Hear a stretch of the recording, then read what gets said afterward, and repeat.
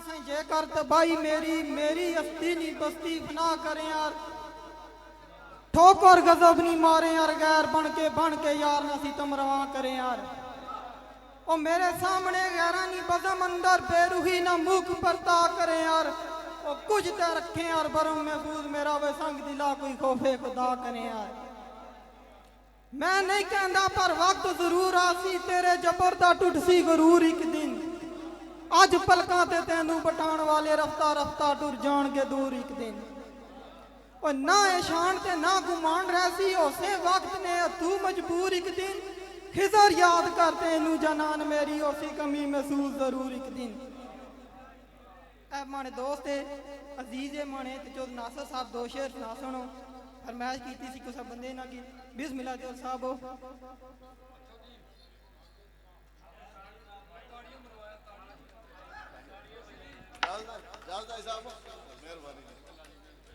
बिस्मिल्लाहिर्रहमानिर्रहीम। तमाम दोस्त महफिल जितने भी मौजूद हो मेरी तरफों सारियां की अस्सलाम वालेकुम वरहमतुल्लाहि वबरकातुहू। दोस्तों मैं कोई एडा लम्मा चौड़ा शहर कोई ना मैं हाजरी वास्ते हाजिर होया। हाजी साहब यकीन करो शेर भुली गए तो मैं इतना खुश होया कि मैं तुझे दसी ना सकना। वो इस वास्ते है कि इन्ना साड़ी इस टिकली विच जितना इस फन की इन्ना टाइम दिता है शायद ही किसी बंदे और दिता हुआ है।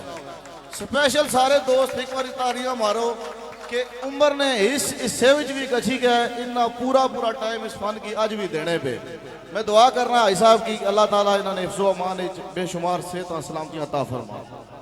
मैं शेरा ना कोई अड्डा लम्मा चौड़ा कोई ना जानने से आने वाला लेकिन पहला शेर हाजी साहब ने शेर से आगाज कर सा पे इजरनिया रावा बहु औखियां सन जिन्ना रावा थी असा गुजारे गया कदी गलियां विच रुलिया वांग कखा ते कदी तूड़ा ने वांग उडारे गया किसे पुछया नहीं साडा हाल आके टुटिया खाबा ने वांग वो सारे गए आओ गिला किस तय करा रशीद आसी असा डाडे भुलेखे विच मारे गए। एक शेर में अपना टुटिया फुटिया लफ्जाना पेश कर सकता हूँ दोस्तों। ये महफिल है ये हमारा छोटा भाई है यसरफ एक तबलीग है ना कि कोई असा एक दूसरे नाल मुखालफत जिथे इकट्ठे होए हैं। असा ना मैन टारगेट ये है भाई इथों जेडे भी दोस्त आए हो कुछ की नहीं के जाओ।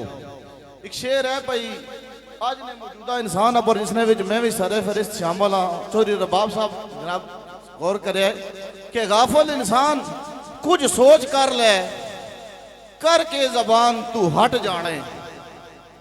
गाफिल इंसान कुछ सोच कर ले करके जबान तू हट जाना है। ओ वह हक या बातल तेनू खबर ही नहीं एवें मूर्खा वांगू तू डट जाना है।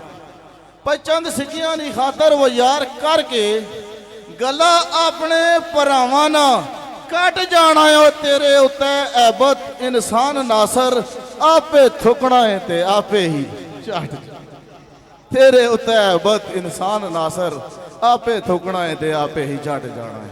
आखिरी शेर अलविदाई जिम्मन जितने भी दोस्त बैठे हो एक पैगाम है और ये बड़ा छोटा अजीज है इसकी नजर है कि सुनो एक सजनों पैगाम मेरा सुनो एक सजनों पैगाम मेरा सुखी गुजरे जमाने ना मुल कोई नहीं। क्यों भाई साहब जो सुकून च गुजरा उस टाइम की केड़ी कीमत होनी कि सुनो एक सजनों पैगाम मेरा सुखी गुजरे जमाने ना मुल कोई नहीं ऐबा नाल भरिया जान सारा एक मुखलस याराने ना मुल कोई नहीं।